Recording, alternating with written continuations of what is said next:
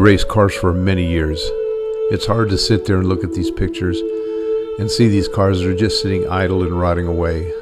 Hopefully someday some of these cars, someone will find them, restore them, bring them back to their glory, and put them back out on the track where they belong.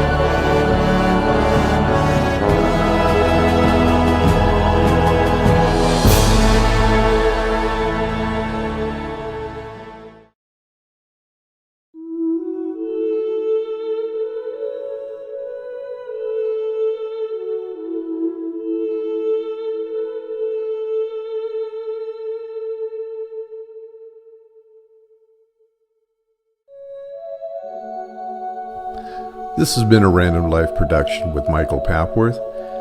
And we hope you take the time to like our Facebook page and subscribe to our channel.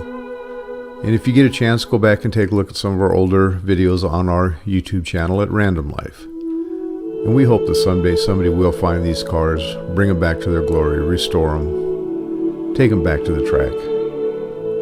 Remember, don't crush them, restore them. Michael Papworth for Random Life, out.